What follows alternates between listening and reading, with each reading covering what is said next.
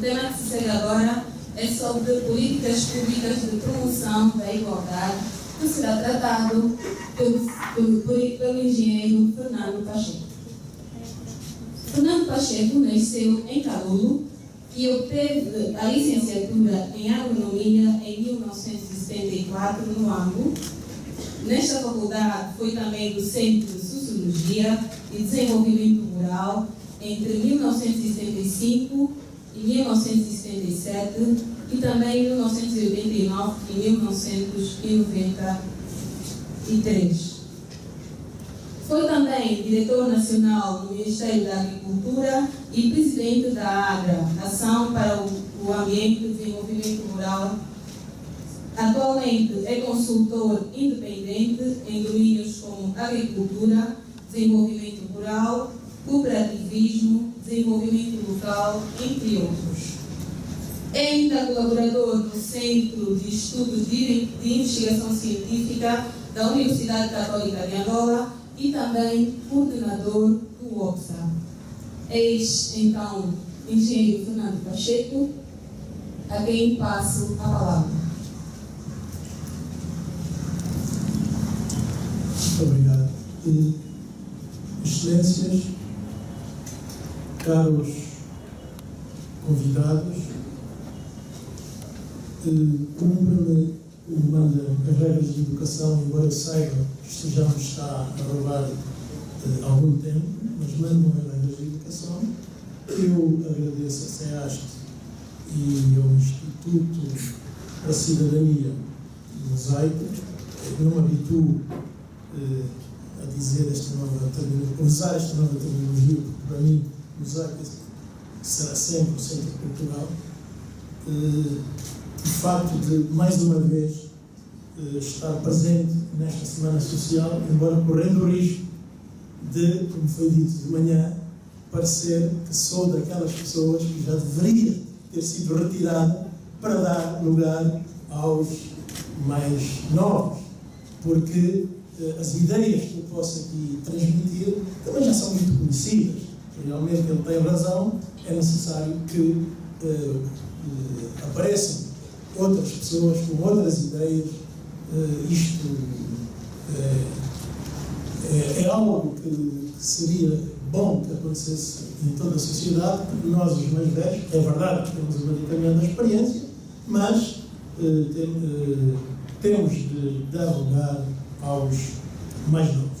Eu tenho algumas limitações para esta minha intervenção, de caráter pessoal, e gostaria, não vou referi-las, mas gostaria que relevassem algumas dificuldades que eu possa vir a ter durante a minha apresentação ou, possivelmente, mesmo durante o debate, que, no fundo, será o mais importante.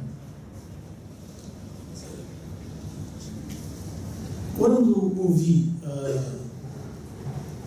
a intervenção escrita do professor Bruto da Costa, pensei que ficava com a vida facilitada, porque, de um modo geral, concordo com aquilo que ele referiu, embora, num ou noutro aspecto, pudéssemos pensar que algumas daquelas situações referidas por ele ainda estão mais agravadas. Faço recordar, por exemplo, que, de acordo com dados de um relatório da Oxfam que saiu na semana passada, a questão da concentração da riqueza no mundo tem vindo a piorar. De acordo com os dados do professor Bruto da Costa, tendo em conta que ele faz as contas citando, se não estou em erro, o professor Stiglitz, ele faz referência que 1% da população mundial concentrava a riqueza de 33%.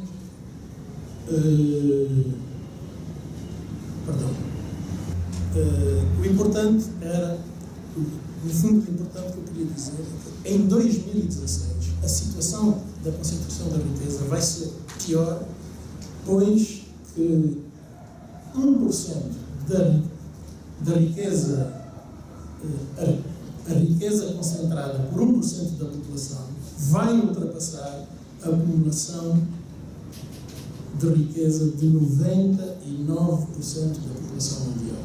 Ou seja, estamos perante uma situação catastrófica do ponto de vista da desigualdade.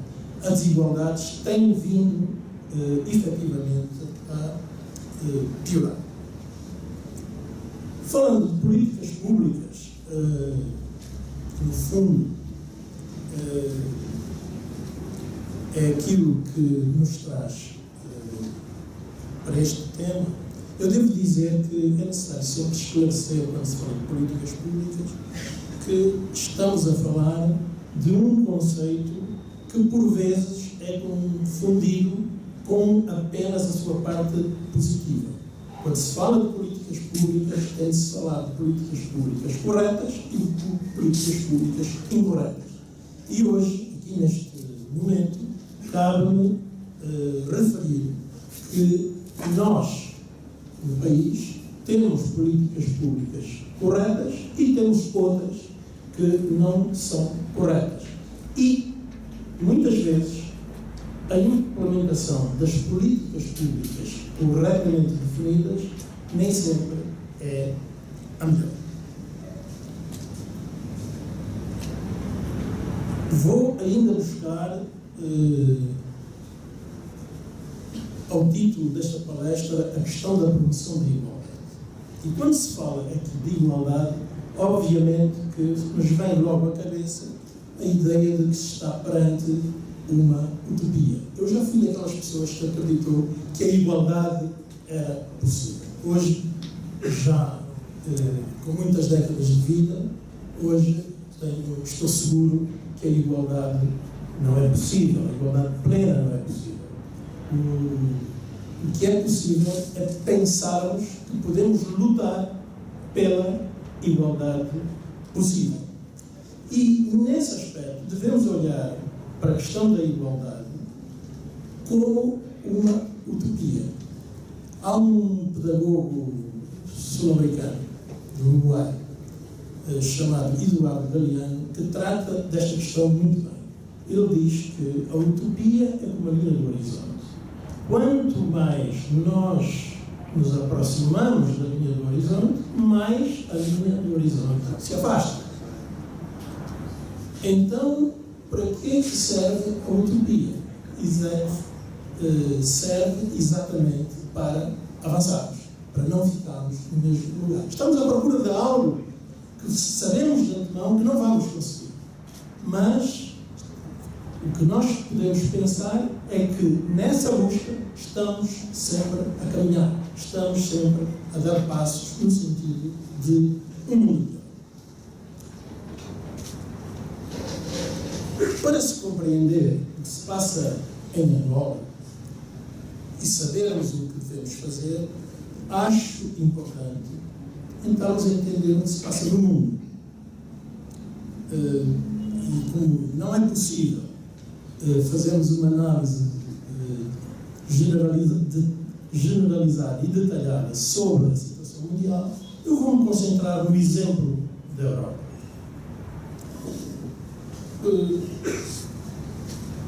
O Estado Social na Europa fez os cidadãos desse continente, ou pelo menos grande parte dos cidadãos desse continente, pensarem que eram felizes durante décadas, principalmente depois da Segunda Guerra Mundial. Isto foi possível pela combinação e por um certo equilíbrio entre direitos cívicos e políticos e direitos económicos, sociais e culturais. Foi possível também devido a conjugações de vários factos e fatores, como a paz, a democracia e o progresso económico. Foi possível graças a movimentos sociais, a sindicatos, a existência de uma imprensa livre e aberta e também, por que não dizer, ao facto de, naquele período, haver uma espécie de confronto ideológico com uma potência onde os direitos cívicos e políticos não eram respeitados, mas os direitos económicos e sociais eram ambos. Tudo isto fez com que houvesse esse progresso de que os europeus beneficiaram durante bastante tempo. Acontece que, se quisermos situar apenas como referência, porque estas coisas não acontecem numa data fixa, vamos dizer que nos anos 70, 80 do século passado, surgiu um modelo económico que ficou conhecido por neoliberalismo, que não é mais do que uma certa forma de capitalismo desumano, de que tem falado muito o Papa Francisco, com denúncias muito severas, ouvindo esta manhã, e isto permitiu uma espécie de contraofensiva ligada aos grandes interesses económicos que fizeram com que houvesse uma aliança estreita entre economia e política e entre economia e o poder da comunicação social. Como resultado deste novo fenómeno, a Europa passou a viver uma crise económica e social, com desemprego, com exclusão, com instabilidade, com conflitos, com terrorismo, com algumas guerras generalizadas. Aquela situação, digamos, de uma espécie de idílio que aconteceu depois da Segunda Guerra Mundial, deteriorou-se significativamente. Em Angola, nós vivemos uma guerra fratricida, cujas consequências são por demais conhecidas. Não vou me deter sobre isso. A paz, em 2002, surgiu-nos como a grande oportunidade para o desenho e a concretização de um projeto nacional inclusivo. Acontece, e esta é a minha opinião, é evidente que haverá outras opiniões, e nós estamos aqui exatamente para trocar opiniões. Acontece que essa grande oportunidade para a construção de um projeto nacional inclusivo foi perdida. E foi perdida porque não houve uma estratégia de reconciliação e de reconstrução que tivesse em conta a realidade concreta que o país vivia naquela altura e que era resultado de uma trajetória que todos nós conhecemos.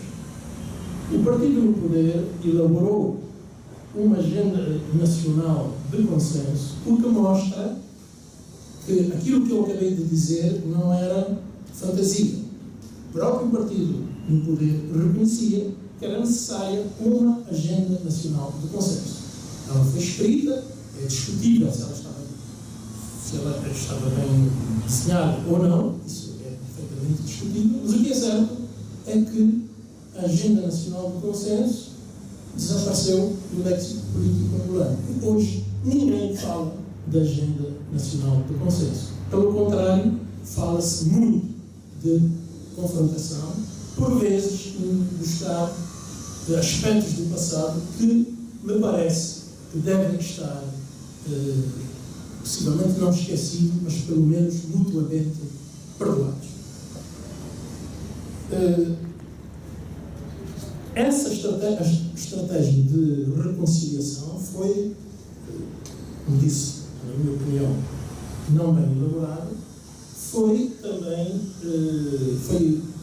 foi aliada a uma estratégia de reconstrução nacional que, na minha opinião, também não foi muito bem concebida, na medida em que subalternizou o reforço das capacidades individuais e institucionais dando maior ênfase às infraestruturas.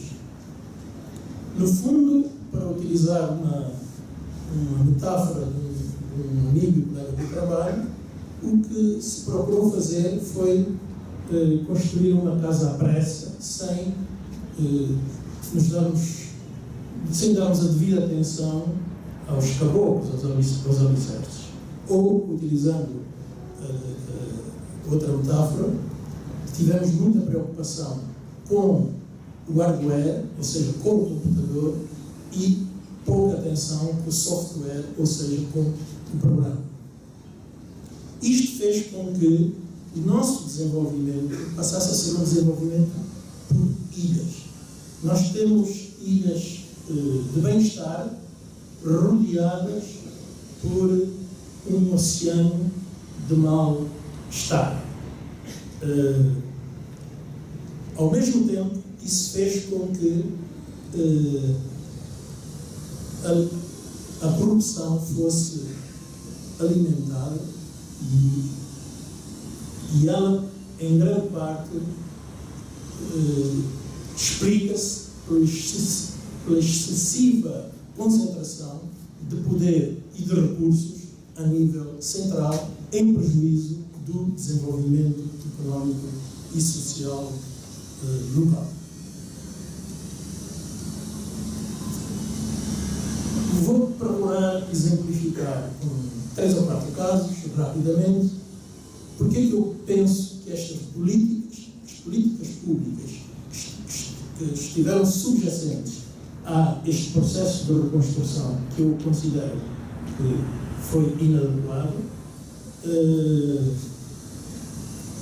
isto não tem a ver com o não reconhecimento ou com a falta de reconhecimento de muito de positivo que foi feito, mas eu entendo que neste momento o importante não é exaltar aquilo que foi bem feito. Aquilo que foi bem feito está bem feito, deve-se continuar, embora em alguns casos se possa melhorar. O importante é denunciar aquilo que não, ou pelo menos chamar a atenção aquilo que não está bem feito, para se corrigir na linha daquilo que se disse hoje de manhã, que o que é preciso é tentar encontrar caminhos, tentar encontrar soluções para os problemas. E encontrar caminhos, encontrar soluções é vermos porquê que essas políticas estavam erradas. Vou começar pela política de habitação.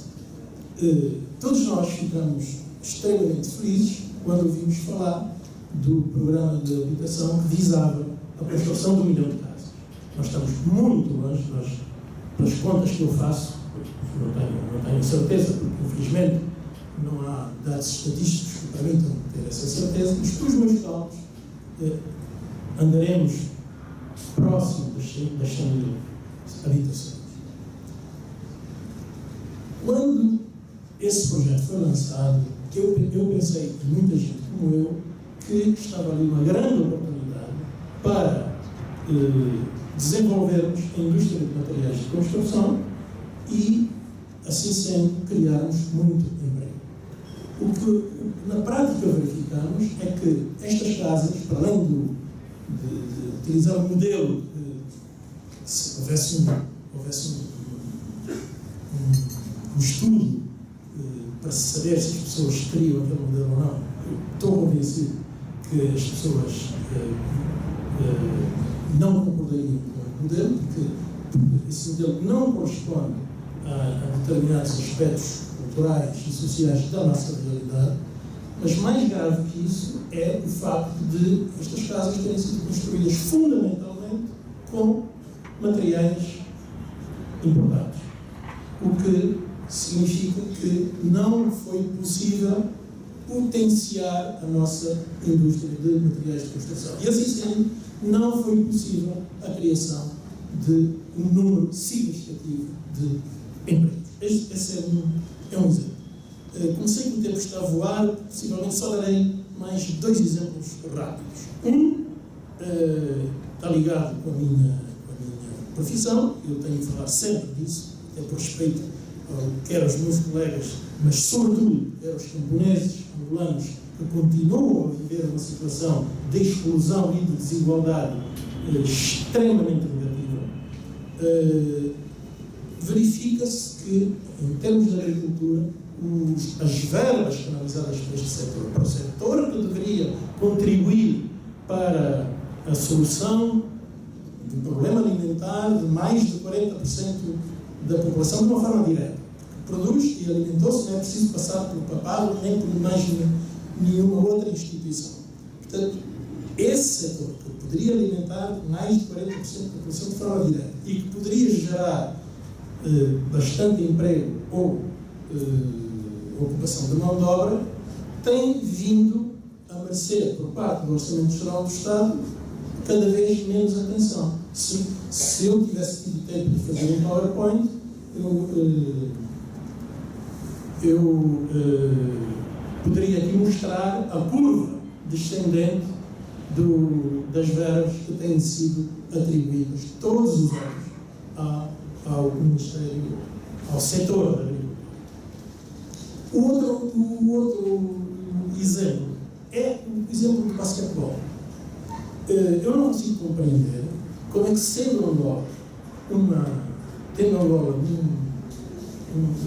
sendo Angola campeão de basquete africano, que só não ganha, ou só não chega aos primeiros lugares mundiais porque tem jogadores com menos de 2 metros de altura, não consigo compreender como é que não se incentiva o basquetebol nas regiões do país onde há homens altos. Na província do Cunene, no sul da província do Huila, ninguém sabe ter basquetebol. Eu não consigo entender isso. E para que não se pense que eu estou apenas a fazer as críticas por fazer, estou aqui, concretamente, por outras palavras, a recomendar que as autoridades do nosso país olhem para o basquetebol no sul do país. Eu dou em bamba, que eu saiba, não é do sul, mas nós teríamos jogadores de basquetebol da altura de Dom Imbamba.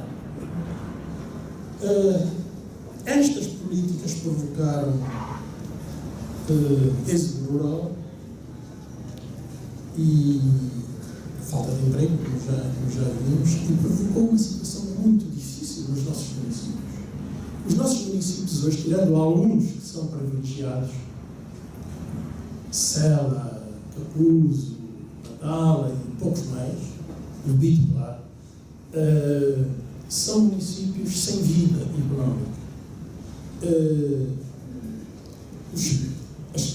Os funcionários do município, de um modo geral, não são do município, vão para o município, trabalham no município, recebem os seus salários na sede da província, onde estão os bancos.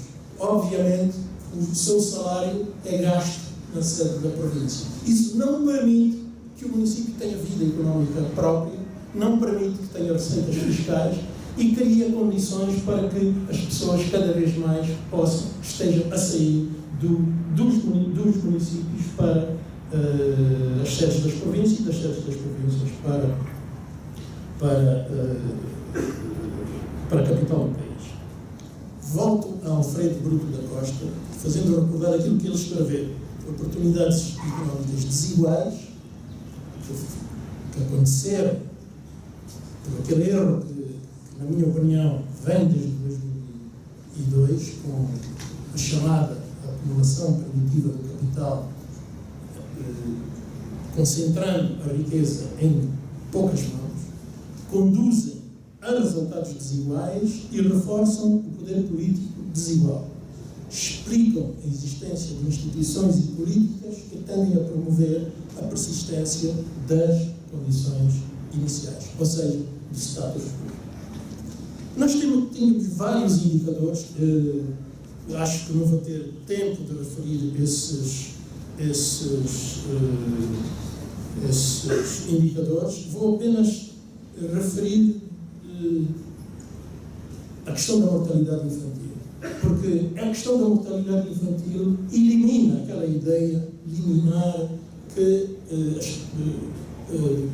as autoridades do país utilizam muito, e a comunicação social utiliza muito, que é: estamos assim por causa da guerra. O indicador que eu vou eu vou utilizar o da mortalidade infantil. A mortalidade infantil do nosso país piorou nos 3 últimos anos. Aqui fica difícil perceber o que é que a guerra tem a ver com isso. Ela piorou nos 3 últimos anos e no ano passado o nosso país, ou 2013, não estou bem certo, 2013 ou 2014, acho que 2013, fomos o pior país do mundo em termos de mortalidade infantil. E vou ainda referir outros 2 aspectos que se ligam a algo que o professor Bruto da Costa também referiu, que era aquela questão das condições. Eu estava a fazer um trabalho de campo numa província, num determinado município, não vou dizer qual, por razões de ética profissional, e fiquei a saber que as crianças, que algumas crianças desse município não iam, de aldeias desse município, não iam à escola no tempo do cacique porque não tinham casaco para se protegerem do frio. E refiro também que, de acordo com um estudo feito pelo colega Paulo Filipe, ou pelo menos relatado por ele, acho que foi ele que fez, ele chegou à conclusão que no nosso país cada 3 crianças sofrem de malnutrição crónica. E isso afeta os níveis de consumo de microelementos que põem em causa a sua capacidade de aprenderem matemática e física. Ou seja, aquilo que o professor Bruto da Costa dizia relativamente às condições é isto, é que estas criança que não pode ir à escola por causa do frio e a criança malnutrida, é óbvio que não pode ter as mesmas oportunidades que uma outra criança que nasce e cresce em Talatona ou mesmo no São Vicente. Gostaria de ainda referir o papel que a comunicação social tem vindo a desempenhar, que não é, na minha opinião, um papel positivo, na medida em que é uma comunicação social que por vezes propaga a intolerância, omite factos, desvirtua realidades, é monolítica, e isto não contribui para a reconciliação. Posto isto, algumas palavras sobre o caminho a percorrer. Eu sou daquelas pessoas que defendo que o caminho faz-se a caminhar. Penso que ninguém tem receitas sobre o modo como nós devemos procurar atingir a linha do horizonte. Acho que isso é possível através de uma caminhada e do diálogo que vamos trocando ao longo dessa mesma caminhada. Temos que ter em conta as barreiras e os obstáculos que se põem à caminhada, temos que ter em linha de conta aquilo que de bom se faz no mundo e que, mais uma vez, o professor Bruto da Costa nos fez lembrar, onde revejo muitas das preocupações que o Papa Francisco nos tem transmitido e do qual destaco a questão da participação e da cidadania, principalmente quando faz aquele apelo aos jovens. É uma caminhada que tem que ter em conta a nossa realidade, quer realidade científica, quer realidade empírica. E esse é um outro dos problemas que nós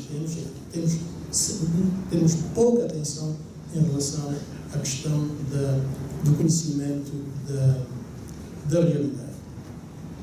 Temos de desenvolver projetos inclusivos que criem emprego, que façam com que aquele círculo vicioso dos municípios que não gera riqueza se transforme num círculo virtuoso e, deste modo, poderemos criar condições e capacidades para que os cidadãos possam aproveitar melhor as oportunidades.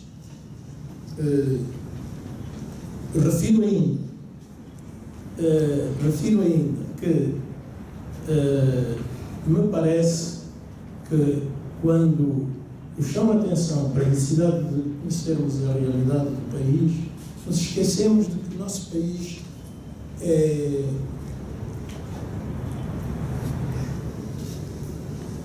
que no nosso país a maior parte da população vive em condições de bastante precariedade. E quando as pessoas vivem numa situação de precariedade, o que procuram de imediato é encontrar soluções que lhes permitam determinada segurança. E isto não acontece apenas com as chamadas populações pobres ou carenciadas. Qualquer política pública tem de dar segurança às pessoas. Nós não podemos fazer promessas através de propaganda, muita propaganda, que depois retira, que depois quando não há o cumprimento das promessas que foram propagandeadas, retiram a confiança da população. E a partir daí torna-se muito mais difícil fazer com que essa população se envolva em processos e projetos construtivos.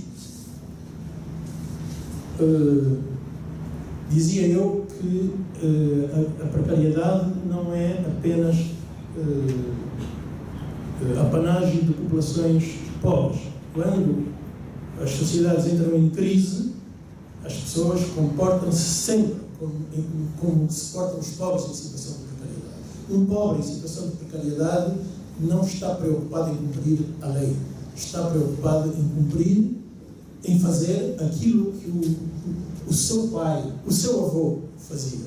Se o seu pai e o seu avô fazia for diferente da lei, ele não vai respeitar a lei porque está em situação de precariedade. O meu pai e o meu avô resistiram porque fizeram desta maneira.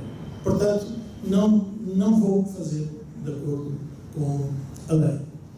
E lembro-me de uma história que vou procurar transmitir rapidamente, de um senhor francês com quem eu fiz alguns trabalhos, que ele dizia, para exemplificar essa questão de precariedade, ele dizia: perdoe-me se está aqui alguém de nacionalidade francesa, mas ele também era francês e conta muitas vezes esta história. Os franceses não gostam de cumprimentar. Não cumprimentam. Não é só aqui em Angola. Em Paris também não cumprimentam. E não cumprimentam porque se sentem sempre numa situação de segurança. Mas há ocasiões em que um francês, quando chega à estação do metro de Paris, cumprimenta sempre. É quando há greve de metro. Porque quando há greve, ele precisa de uma alternativa à solução que ele tem sempre na mão. Então chega junto de alguém a quem ele nunca cumprimenta, diz bom dia, sabe qual é o transporte alternativo? Aí a pessoa está-se a portar como um pobre que se porta em situação de precariedade. Para terminar, eu vou apenas reler aquilo que foi dito hoje de manhã pelo professor Bruto da Costa e que me parece completamente aplicável ao nosso caso. Enquanto não forem radicalmente solucionados os problemas dos pobres, renunciando à autonomia absoluta dos mercados e da especulação financeira e atacando as causas estruturais da desigualdade social, não se resolverão os problemas do mundo e, em definitivo, problema algum. A desigualdade é a raiz dos males sociais. Isto foi dito, isto é uma transcrição de algo que foi dito ou escrito pelo Papa Francisco no seu Gáudium, Evangelho Gáudium. Muito obrigado pela vossa atenção.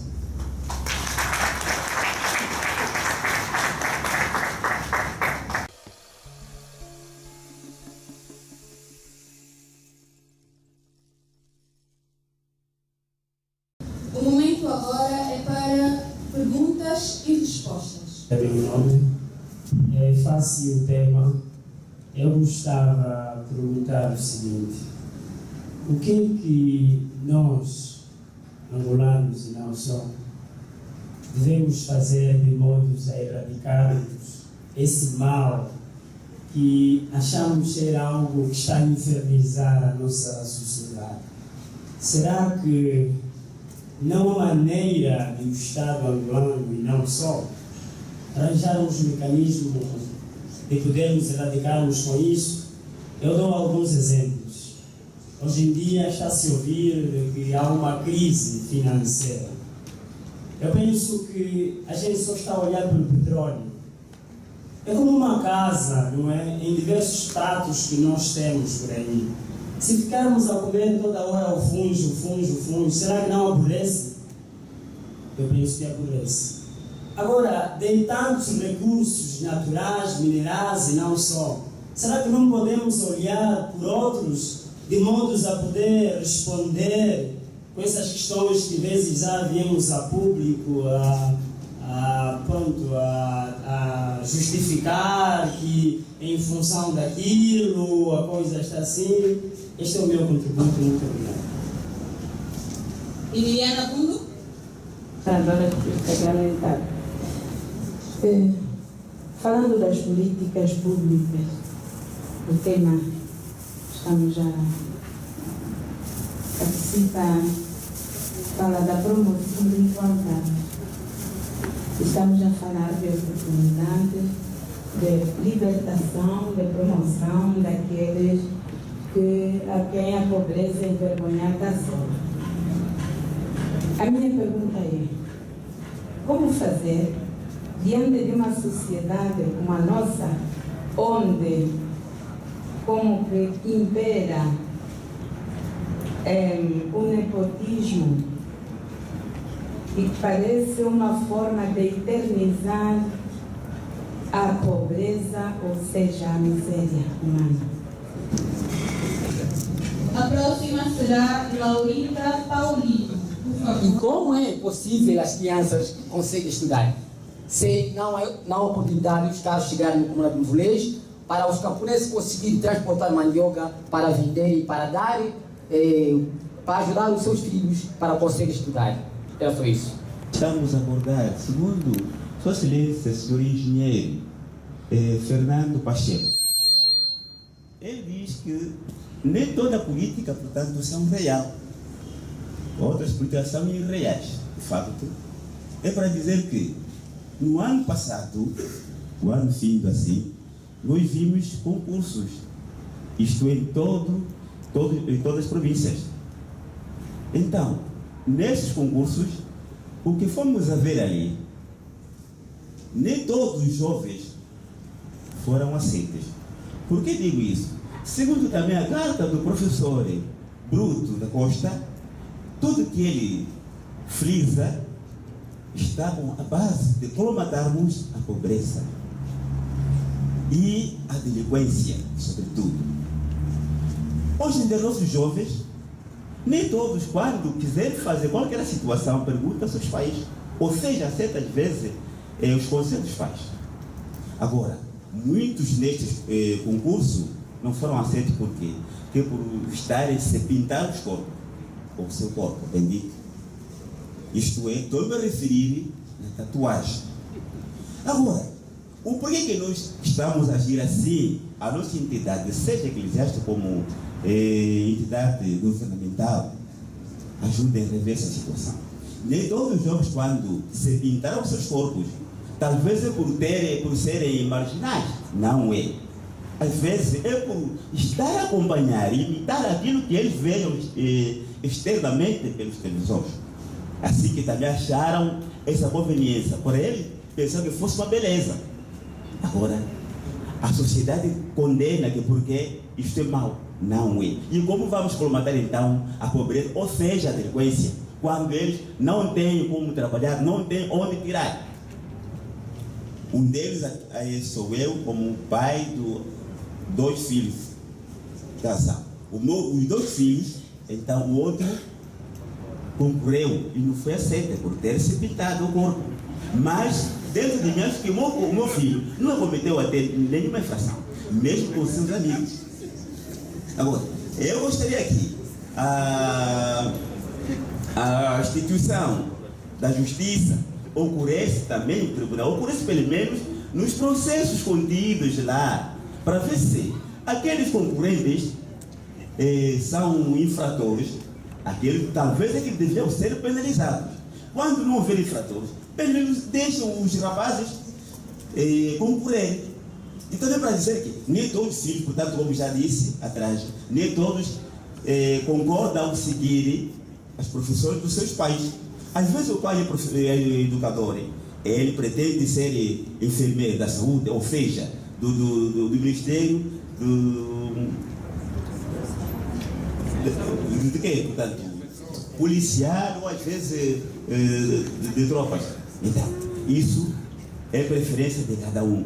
Então, nossas entidades, por favor, este ponto, não sou eu que estou aqui presente, às vezes também alguém mesmo aqui não tem oportunidade de falar, mas aconteceu nos 18 províncias que estão em volta do nosso país de Angola.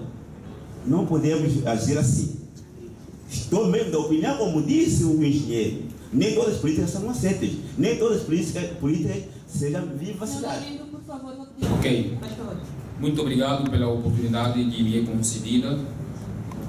Sinto-me honrado por estar aqui neste anfiteatro improvisado e, para já, na presença de distintas entidades, sobretudo alguns bispos que constituem a CIASP. Sinto-me honrado e agradeço esta oportunidade. Indo rapidamente no tema políticas públicas de promoção de igualdades, eu queria, antes de mais nada e sobretudo, definir em simples palavras o que é a política. Porque muitos pensam que a política é a arte da confusão. Muitos pensam que quando se fala de política, está-se a falar de talvez um conceito que está fora daquilo que é normal. Então, a política, em simples definição, é a arte do bem governar, é a arte do bem administrar. Então, o tema que nos apresentar as políticas públicas de promoção à igualdade. E quem vai constituir estas políticas? Na minha opinião, com certeza absoluta, é o governo. É ele que deve constituir, como também é ele que deve operacionar. É ele que deve levar estas políticas em execução.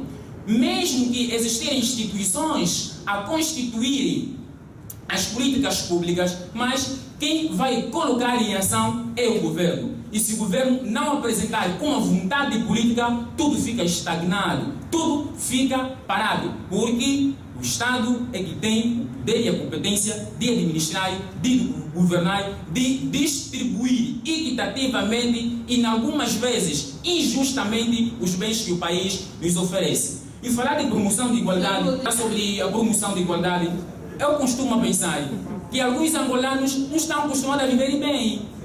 Não estão acostumados por quê? Quando lhes dão enxada, estranham, pulam, dançam. Tudo é dança. Quando lhes oferecem escola, é estranhar. Hospital, é estranhar. Fontanários, é estranhar. Enaltecer, o fulano fez, o camarada fez, não sei mais quem fez. Mas é o nosso direito. É o nosso direito, não é? De nos distribuir todos os bens que o país nos oferece. É preciso que o Estado promova, vou terminar, é necessário que o Estado e outras instituições sociais promovam os direitos humanos a todos os cidadãos, a todos os cidadãos. Por quê? Porque não podemos pensar que algumas elites é só que devem se beneficiar da promoção dos direitos. A questão que eu coloco é a seguinte: afinal de contas, quais são estas políticas públicas de promoção de igualdade? Quais são? Em síntese, para que as mesmas sejam levadas nas entidades governamentais. Muito obrigado pela atenção.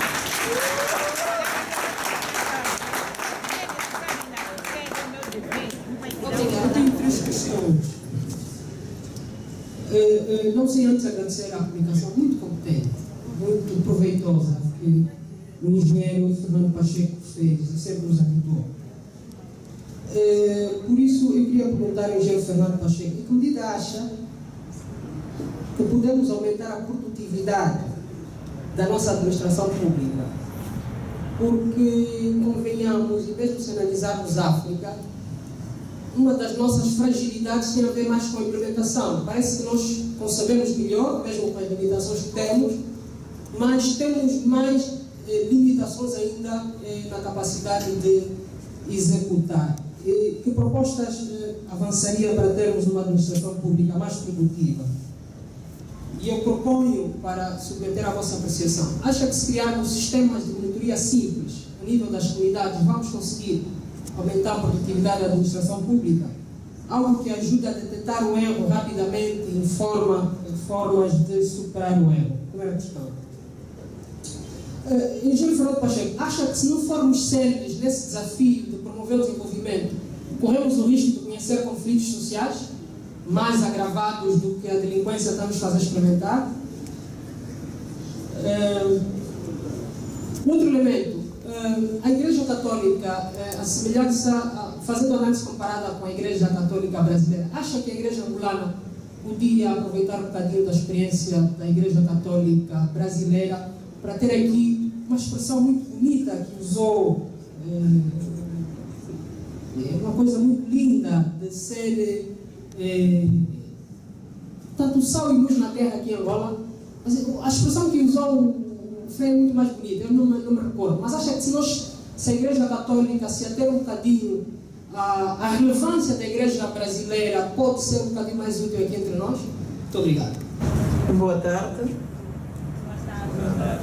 Maria Domingos, então já estou identificada como sendo da Azada, e então neste momento só quero ser breve e objetiva. São das políticas públicas. Quero frisar mais uma vez a minha preocupação.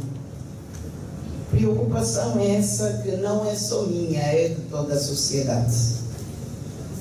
Porque vejo que há muita delinquência e às vezes parte desta delinquência deve-se ao desemprego. Há muitos jovens desempregados, muitos que reúnem as condições necessárias e que estão penalizados. Por isso, quero mais uma vez fazer um apelo à nossa sociedade que tome as medidas convenientes para que se possa pôr fim a toda essa situação que preocupa a sociedade, porque nós precisamos de quadros, especialmente educação e saúde. E nós vemos muitos jovens, agora ainda nesse momento, que candidataram-se a professores e que não são chamados por causa da crise econômica. Mas o que tem a ver a crise econômica com a necessidade do desenvolvimento de um país? Se não há educação, não há saúde. Se não há saúde, não há educação. É isso que eu gostaria de saber. O porquê que as coisas não são feitas, cada uma na sua devida altura, e que se deixe de haver, eu acho que é uma certa confusão, porque felizmente o nosso país não vive só de petróleo, e não pode ser a baixa do petróleo que faz com que o país possa baixar a sua produtividade. Dona Maria Domingos, pode concluir, por favor? Ok. Professora Cesaudina Abreu. Obrigada pela oportunidade e, acima de tudo, obrigado ao companheiro, amigo, pela introdução que nos trouxe aqui e que nos fez pensar muitas coisas. Políticas públicas ou políticas do governo? Companheiro. Políticas públicas, no meu entender, implica duas coisas que depois, na sua exposição, foram abrangidas. Implica processos participativos amplos e abertos e implica ações duráveis que vão para lá, no caso nós temos eleições de 4 em 4 anos, por exemplo, programa de combate à fome, combate à pobreza e outros. poderiam ser. E não são, e ficou claro logo depois. Por que não são públicas? O Partido do Poder elaborou uma agenda nacional de consenso. Ok, tudo bem, pode apresentar uma proposta. Os angolanos ficaram aonde nesse processo? Porque numa situação de guerra civil, no seu término, é fundamental, e isso a história tem-nos mostrado, que processos que permitam juntar, porque só se perdoa aquilo de que se fala. É preciso uma ação, uma ação aberta de colocação, de reconhecimento, para que se construa neste processo um futuro comum, no qual essa tal agenda de consenso poderia então inscrever-se como fornecendo as bases, os tais caboclos para esse futuro. Agora, chegar a esse futuro precisa de uma construção que tem que ser social, não pode ser parcial. Nós não podemos continuar a viver numa memória coletiva de um grupo. Temos que ser capazes de dar um passo à frente. Falar também na questão, porque é nesse processo que se constrói a confiança e a tolerância. São construções sociais que precisam de tempo, precisam de disposição, precisam de abertura, precisam de participação. A mesma questão com os camponeses. Os camponeses que participaram ativamente na coalizão pró-independência, de repente foram postos para canto, em nome de uma coalizão urbana pró-desenvolvimento. E eles voltaram às suas tradições, voltaram a remeter-se à sobrevivência. Agora, a questão que se coloca aqui são realmente os agentes de um setor fundamental para dar o arranque a esse novo futuro que nós precisamos construir. Desporto, outro caminho. Sim, senhora, muito interessante. Eu também acho que os homens altos e as mulheres altas são fundamentais. Mas o desporto é, acima de tudo, a maneira de coletivizar a formação das pessoas, que é fundamental numa sociedade e com processos de educação em que, desde a família, todos os processos de socialização que nós temos categorizam, classificam e dizem para o mercado: olha, este é bom, este é mau, este é 10, este é não sei o quê. O desporto traz a ideia de trabalho em equipa, a ideia de distribuição de tarefa, a ideia de negociação do que é que vamos fazer e como. No entanto, o que é que está a acontecer? Desporto escolar, onde é que está? Não temos. Os colégios e as escolas são aprovados sem sequer ter um espaço para a educação física. Os espaços que nos bairros eram usados por iniciativa própria dos jovens estão todos apropriados para a construção civil. Vamos viver nas alturas, todos, sempre a subir. E para terminar, os 20 mil que só Agostinho Neto vai lançar no mercado, vão encontrar o mercado aonde? De emprego. Por exemplo, Agostinho Neto não tem só. Ok. Áreas, por exemplo, em que eu me lembre, nunca houve concursos públicos. Relações internacionais, por exemplo. Onde é que vão os profissionais que ao longo destes anos se formam em relações internacionais? Angola não precisa? Como é que as nossas embaixadas e as nossas,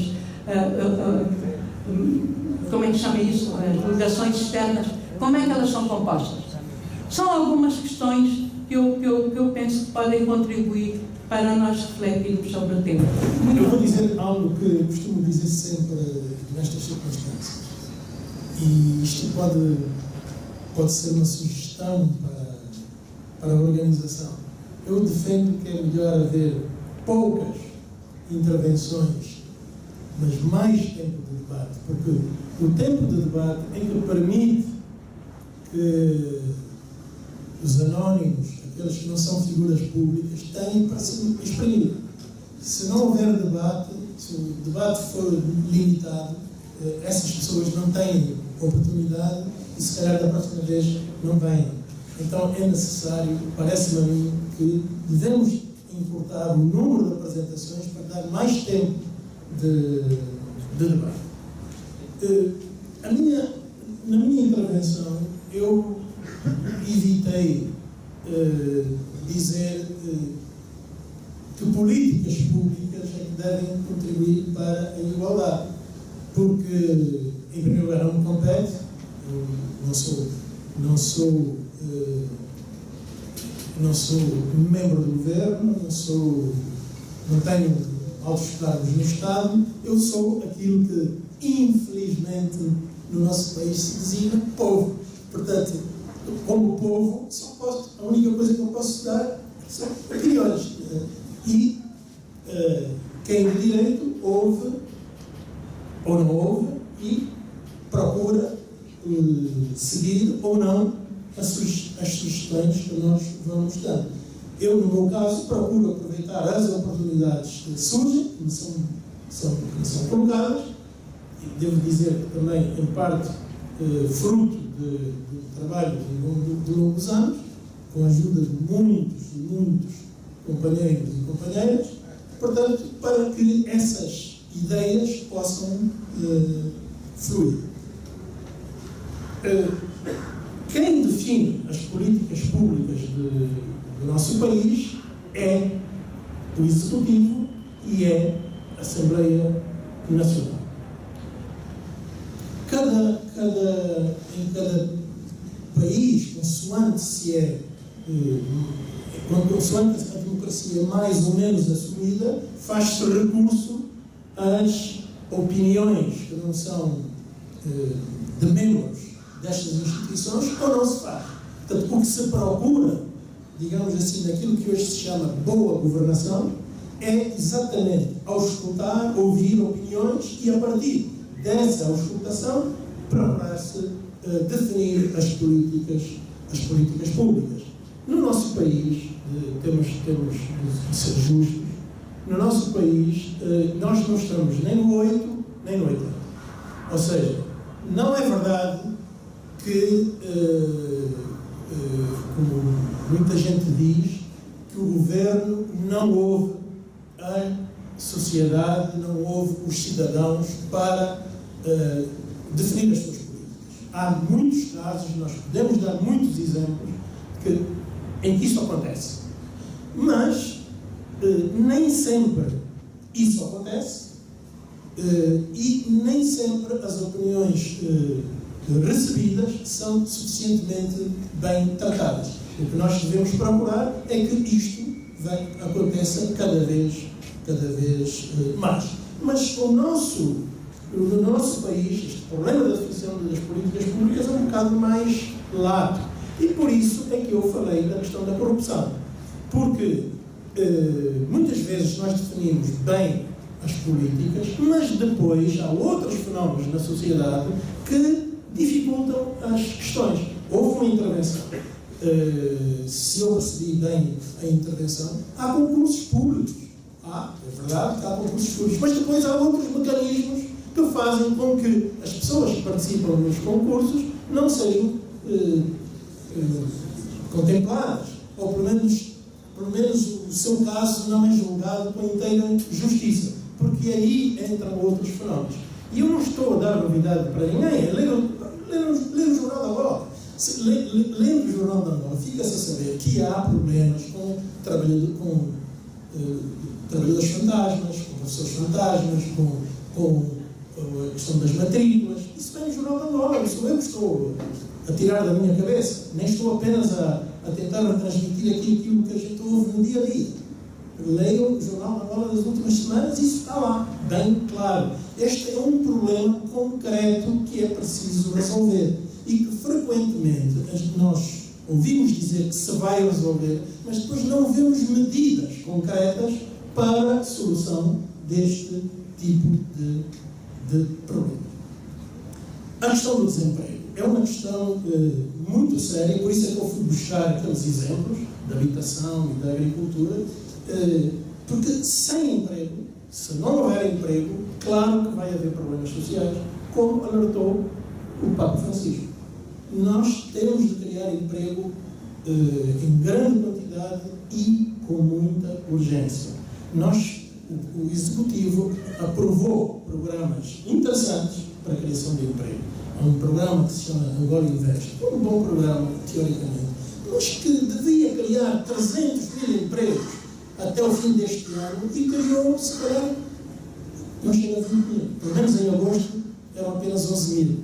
Então, há aqui qualquer coisa que não está bem e que precisa de que melhore, e por aí também passa a questão da diversificação da economia, que foi aqui levantada, e que obviamente nós devemos lutar por ela, porque aí também estaremos a contribuir para dar vida aos municípios que tanto precisam, para que as tais oportunidades possam também ser agarradas por cidadãos que lá vivem. E finalmente, para terminar, porque estamos pressionados pelo tempo, a questão da política,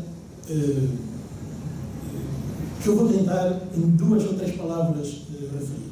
Quando nós falamos de políticas públicas, estamos a utilizar aquilo que os ingleses chamam policy. Porque quando os ingleses querem falar da política partidária, eles utilizam outra palavra, que é politics. Esta diferença entre politics e policy é uma diferença muito importante.